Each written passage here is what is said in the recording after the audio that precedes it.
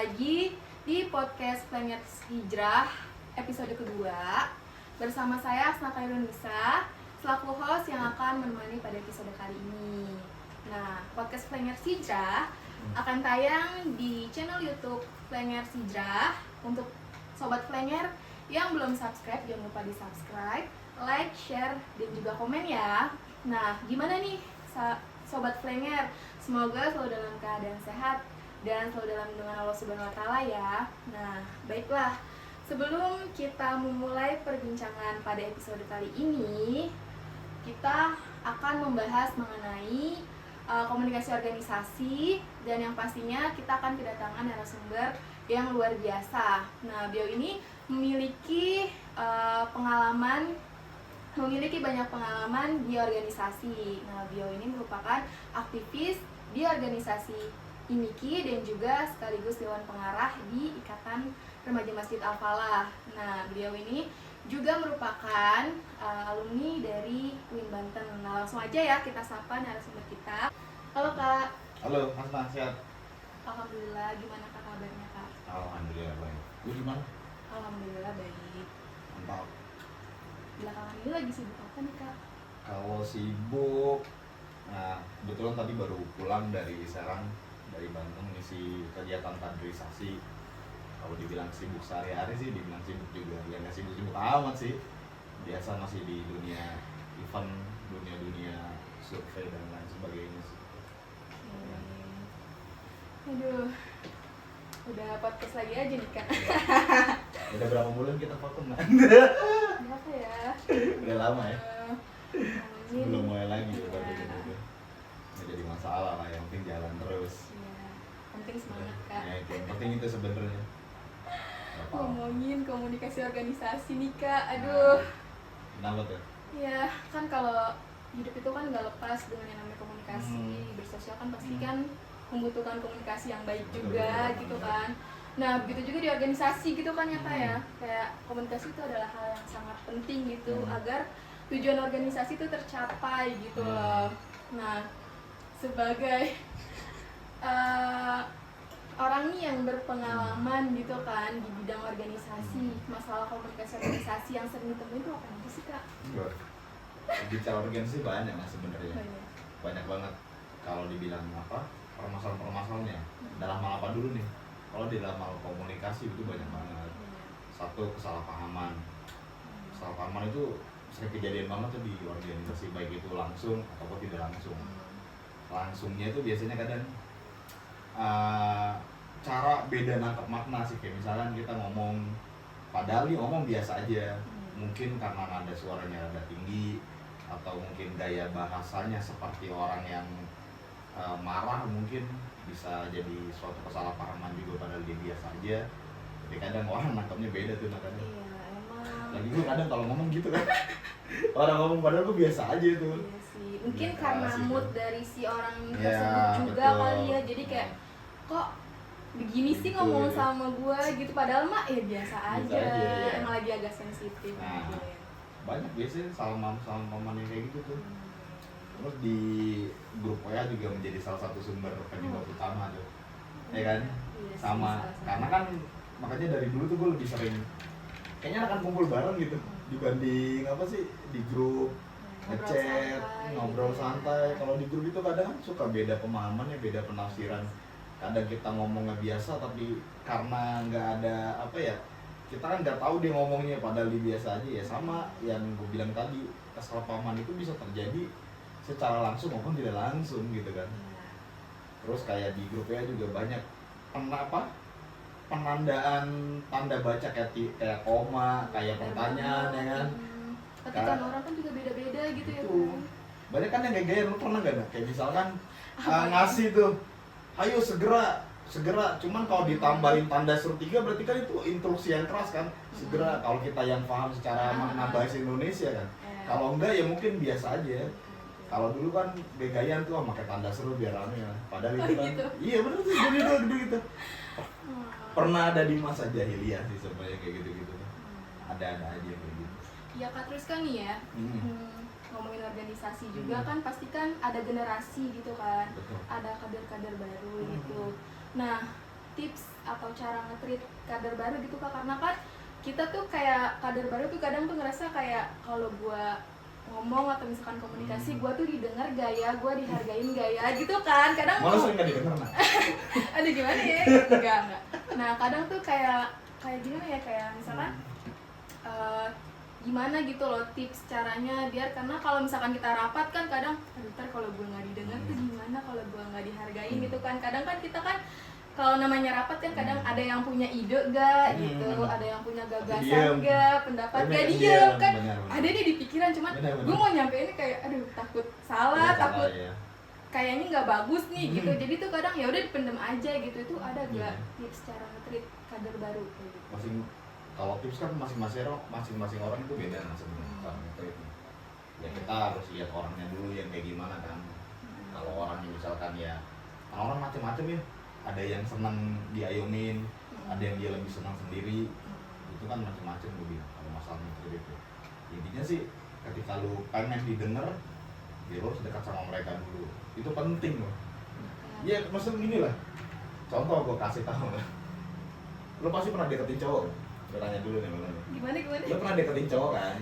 Enggak deh. Bener nih, serius nih. Serius. Atau lu pernah ngedeketin laki-laki? Sama aja sih. Beda dong. Kalau cowok ngedeketin lu deketin cowok beda lah caranya.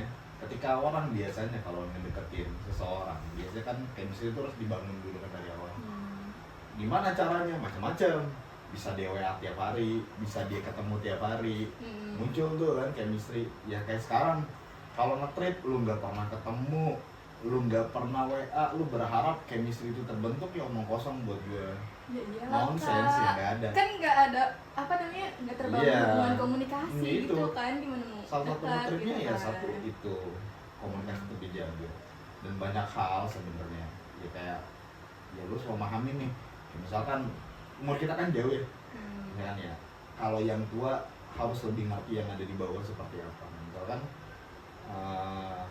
ya gue udah main sama kalian dulu nih, gue ikutin ayo rules lu sampai mana gitu, aturan main lu kayak gimana gue ikutin.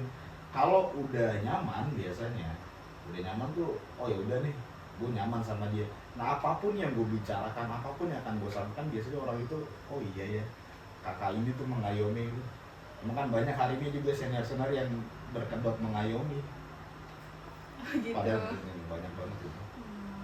Iya kan kalau misalkan sering ngobrol gitu kan kita tuh ngerasa tuh kayak ih gue nyambung loh ngobrol sama dia bener, gitu. Maksudnya ya buat sekedar kalau rapat ide gagasan kayak gue kayak ngomong-ngungkapin aja kayak oh iya gitu, maksudnya kayak ngerasa kayak gue didengar kok kayak gitu kan, ngerasa kayak sefrekuensi lah gitu problem kan. juga sih sebenarnya, terutama kan kayak teman-teman yang baru ya.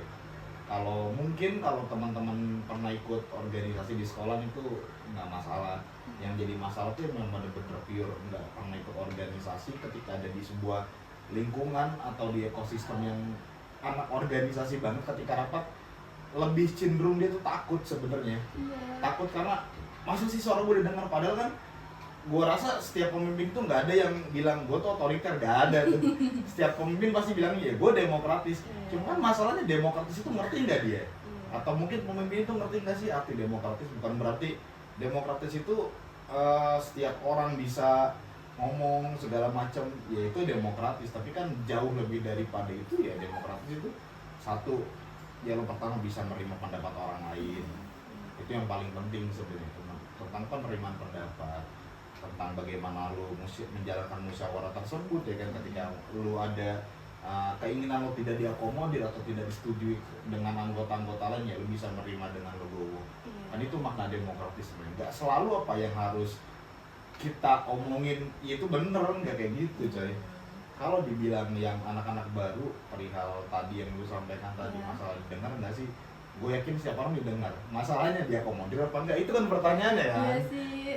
Bener banget. Kadang udah nyampein, maksudnya kayak ya udah nggak apa-apa nih nggak pakai ide gue, tapi tolong sertain alasannya tuh kenapa. Jadi tuh kayak gue udah ngomong lah kok nggak direspon gitu, salahnya tuh di mana kan gitu kan. Pengalaman kayaknya. Ya, aduh. Iya deh kayaknya. Iya itu yang dibilang tadi, yang kalau dibilang Kalau memang nggak disetujui ya harus ada alasannya kan, kenapa. Misalkan alasannya juga yang konkret gitu, bukan yang alasannya segala macam. Ya kan, makanya lucu gitu kan pada hari ini ya banyak yang menjadi kambing hitam gitu kan. Gue karena ini nggak bisa selesai, karena ini nggak mau dengerin orang, jadi lucu gitu. Terus kan buat organisasi kan juga kan kadang suka bikin kegiatan, event gitu ya kayak. Nah, itu tuh di dalam komunikasi organisasi ada namanya komunikasi organisasi dari garis instruksi. Nah, gimana nih caranya seorang pemimpin memberikan instruksi kepada anggotanya nih? Kan misalkan ada event gitu kan, ada kegiatan. Nah, biar nih si anggotanya itu mendengarkan si pemimpin ini untuk menginstruksikan gitu, biar berjalannya suatu event atau kegiatan dengan baik. Karena kan cara setiap pemimpin dalam berkomunikasi itu kan berbeda-beda gitu ya. Itu gimana Kak kayak gitu? Kalau untuk permasalahan apa tadi? Pemimpin menginstruksikan. Nah, kalau kayaknya ini udah lumrah di semua organisasi kayaknya, baik itu organisasi ataupun sistem kepartaian nih. Di organisasi itu biasanya punya dua komunikasi, bukan dua komunikasi dua jalur. Ada namanya jalur koordinasi, ada namanya jalur instruksi. Nah, dua jalur ini yang pertama biasanya gini, kalau instruksi itu biasanya selalu dari atas ke bawah. Contoh, kita berbicara hierarki itu kayak ya struktural nih, yang paling atas siapa nih, misalkan kan biasanya macam-macam ya di organisasi, kita nggak bisa bilang ketua paling atas, enggak. Biasanya ada lagi, biasanya kan ada penasehat, ada pembina, ya ada pengarah, ada ketua, baru tuh bawah-bawahnya tuh. Instruksi itu hanya bisa dilakukan yang ada di atas, yang ada di struktural. Contoh misalnya ketua, bisa nggak menginstruksikan ke bawah? Bisa. Misalkan dari ketua instruksi ke bidang-bidang, ada bidang apa, misalkan ke bidang internal atau ke bidang kesenian, bisa nggak? Bisa, karena itu jalurnya tuh, garisnya. Tapi ketua bisa nggak memakai jalur garis koordinasi? Bisa. Oh, bisa juga. Bisa, kalau atas. Iya, nggak bisa tuh gini. Yang nggak bisa tuh dari bawah menginstruksikan ke atas. Nah, itu nggak bisa tuh. Kan ada juga instruksi kan, iya, dari atas ke bawah. Nah, gitu. Misalkan kayak dari ke kabit instruksiin ke ketua, ya nggak bisa, ngaco. Dari bawah ke atas. Di atas, kayak misalkan lu suruh bilang bener dong ini kan, ya nggak bisa juga. Yang bisa dilakukan dari bawah ke atas itu jalur koordinasi. Bagaimana kita berkoordinasi? Misalkan gue nanya sebuah program nih, gimana nih buat podcast ini berjalan? Ya kan biasanya musyawarah dulu tuh sama ketua, gimana, baru goalsnya tuh di situ. Dan berarti itu gimana? Butuh kedekatan juga gak buat kayak, karena kan yang namanya didengar itu kan susah gitu ya Kak. Gitu. Kalau didengar enggaknya ya, maksudnya kan gini, itu dari tabiat pemimpinnya. Seharusnya kita tuh udah sampai mana sih kenal sama anggota kita gitu, udah sampai mana gitu. Makanya gue bilang gini, ketika lo menjadi pemimpin, gue nggak ketika lo jadi pemimpin mau jadi apapun lu gitu, ya lo sudah selesai dengan diri lo sendiri gitu. Dalam artian gini, ya ketika lo jadi misalkan nih jadi pemimpin kah, atau jadi ya anggota bidang, atau jadi anggota, jadi apapun itu, lo selesai dengan diri sendiri, lo harus selesai dengan ego lo sendiri. Ya ketika yang gue bilang tadi di awal, ketika keinginan lo nggak diakomodir, ya lalu penerimaan lo seperti apa? Itu yang pertama, tentang penerimaan. Bagaimana kita bersikap gitu kan terhadap beberapa hal, gimana tuh kitanya kan di situ. Selesai dengan misalkan gue nggak mau bawa kepentingan pribadi gue untuk suatu organisasi, lu nggak nyari duit di sini, itu udah selesai dengan diri lu. Jadi lu di sini cuma dia udah tok niat gue untuk mengabdi gitu kan. Makanya gue selalu bilang, ya ketika lu udah ada niat, jadi apapun itu, ketika lu udah niat pasti lu bakal nemu jalan. Kalau lu nggak niat, lu pasti cuma nemuin alasan. Contoh lah, gue ngambil contoh hari ini lah. Lu niat, misalkan lu niat gak sih gue nanya nih, lu kan di MC kan sekarang, lu niat gak sih jadi MC? Niat lah, kan butuh belajar dulu. Oke, niat. Iya. Belajar kan? Gugup gak? Iya, gugup. Pasti. Belajar gak? Belajar. Ada jalannya kan? Ada. Kalau lu nggak niat, pasti lu nemu alasan tuh. Iya. Oh nggak bisa Untuk Kak, banyak menghindari. tugas. Iya, untuk menghindari acara ini aku jadi MC. Kak belum siap, biasa kan, aduh Kak banyak tugas kuliah, aduh Kak lagi main Kak sama yang lain, aduh Kak lagi disuruh orang tua. kan alasan-alasan. Makanya gue bilang ketika lo jadi pemimpin lo harus selesai nih sama diri lo sendiri gitu.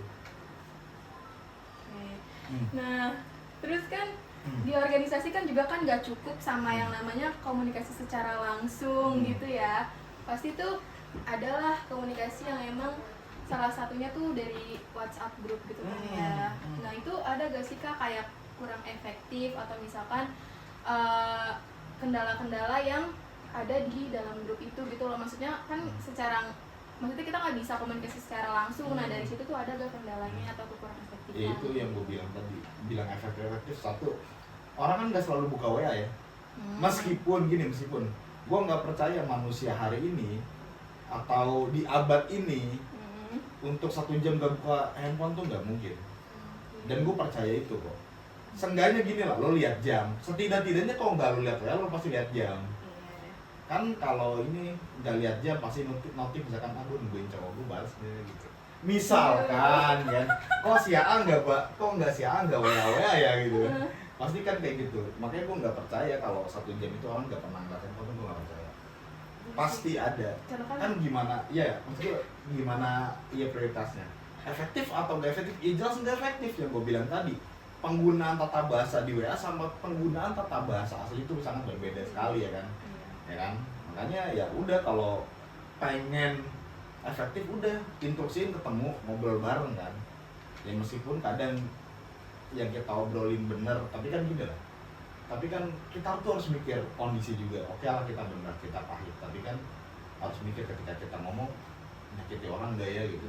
Makanya kan di atas kebenaran ada komponen yang lebih tinggi, itu namanya kebijaksanaan. Kalau di dalam bahasa komunikasinya ada namanya komunikasi asertif. Di atas kebenaran ada komponen yang namanya kebijaksanaan.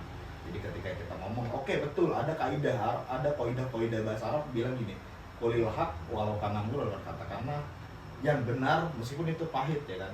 Tapi kan lagi-lagi kita lihat dulu nih kondisinya. Ya, oke itu benar, tapi kan di atas benar ya ada bijaksana gitu. Bisa. Gitu. Aduh. Ya. Gimana? Lumayan. Ya, iya, pasti. Kalau membahas itu sebenarnya nggak cukup 1 jam, 2 jam tuh nggak cukup itu nih. Memang lumayan. Pembahasan kayak gitu. Nah, buat komunikasi organisasi nih Kak, kan tadi kan udah secara instruksi gitu ya. Nah, ini buat yang secara koordinasi nih. Nah, kembali lagi ke event, ke kegiatan gitu ya. Nah, dari adanya kegiatan kan pasti kan kita juga butuh komunikasi yang baik nih antar sesama anggota bidang gitu kan, biar komunikasi itu berjalan dengan baik. Karena kan dalam kegiatan kita kan harus ada yang namanya koordinasi gitu kan. Nah gak ujuk-ujuk pas ada event kita baru ngobrol, kan kita harus dibangun mungkin dari awal. Atau misalkan kita emang kalau sering ketemu ada menjalani proker apa, kita juga harus ngebangun komunikasi itu gimana tuh Kak kalau kayak gitu? Nah itu yang menjadi kendala ya. Nah, berarti kan itu permasalahan ada ketidakakuran atau ada kesungkanan antara anggota organisasi kan ya. Gue bilang tadi itu semua dari chemistry semua. Kalau kalian sering main bareng, coba deh kalau misalkan kalian di satu organisasi gitu kan, kumpul bareng, duduk bareng, itu bagaimana kita bisa kan banyak ya anak-anak Gen Z sekarang ya, kayak anak SMA. Lu pasti sekolah pernah SMA kan? SMA tuh di situ ada geng-gengan, ngerti gak sih? Circle-circlean. Ini bukan sefrekuensi gue nih, gue nggak bisa nih main sama dia. Oh ini sefrekuensi sama gue, dan gue bisa main sama dia. Nah circle itu yang menjadi batasan-batasan untuk kita bergaul di organisasi, di lingkungan sekolah, di lingkungan kampus, siapapun itu. Ketika memang itu berbicara sebuah kebenaran, ketika itu kita membuat nyaman dan itu bisa bukan hanya mudah, sangat dibilang oportunis sekali ketika kita main, karena gue bisa untung ketika main sama dia, ketika gue gak main kan itu kan salah juga kan. Manusia itu adalah makhluk sosial kan. Makhluk sosial itu yang gak pernah bisa hidup sendiri hari ini gitu kan. Jadi ya kita harus bersosial, main sama siapa aja. Tapi kan kita udah gede, kita dikasih karunia oleh Tuhan, dikasih otak. Ya ketika berpikir ya kita kan udah bisa membedakan mana yang salah, mana yang benar, mana yang baik dan mana yang buruk kan gitu kan. Makanya Allah menciptakan yang mana yang hak dan mana yang batil kan. Makanya Allah menciptakan rohib dan atid untuk ya ketika lu jahat ya lu jahat, ketika lu baik ya lu baik kan gitu. Ada itu tuh dua hal itu yang udah menjadi sunatullah gitu. Oke. Intinya kayak gitu. Aduh, gak kerasa nih Kak, udah 20 menit kita ngobrol gitu kan. Benar-benar. Ternyata komunikasi tuh penting banget gitu ya, apalagi di dalam organisasi karena emang butuh banget kan kerjasama, koordinasi gitu biar tercapai suatu yang dituju, yang dicita-citakan gitu kan. Nah, ada gak nih Kak nih pesen-pesen nih Pesan apa tuh? ya mungkin biar komunikasinya berjalan dengan baik gitu Oke. di dalam organisasi. Dibilang pesan-pesan buat mungkin ya gue sih selalu nasihatin buat diri gue pribadi sih, Mak. Ya karena gue merasa juga gue juga belum sepenuhnya benar gitu di organisasi, tapi berusaha untuk benar. Pesan-pesannya ya tetap semangat. Yang pertama kita harus semangat, jalan apa kita harus semangat. Kedua pertama niat sebenarnya, pertama niat. Kedua ya lu semangat, ya ketiga ya jalanin gitu. Kalau bahasa anak-anak himpunan mahasiswa Islam atau anak ini kan yakin usaha sampai, yakinkan dengan iman, usahakan dengan ilmu, dan sampaikan dengan amalan kayak gitu. Jadi intinya pesannya buat temen itu niat, semangat, jalanin. Berkata teori, diskusi, praktek.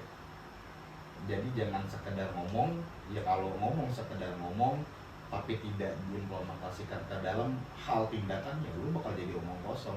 Makanya butuh esensi dan eksistensi. Esensi untuk lu biar nggak omong kosong, lu butuh eksistensi biar lu tidak membosankan. Jadi tidak pernah terlepas dari itu, teman organisasi. Oke sobat Plangers, udah Lumayan di ya, ujung acara nih, di ujung podcast. Tadi yang Kak Guntur bilang harus niat, harus semangat kayak gitu, terus berusaha agar komunikasinya tetap berjalan dengan baik. Semoga apa yang kita obrolin, yang kita perbincangin semoga bisa jadi bermanfaat nih buat sobat Klenger. Dan saya Asna Kairunisa selaku host pamit undur diri. Terima kasih. Assalamualaikum warahmatullahi wabarakatuh. Ini boleh diminum nggak? Oh iya, lupa diminum, boleh, boleh. silahkan. Kayaknya properti doang sampai kayaknya. lupa. Benar. Oh.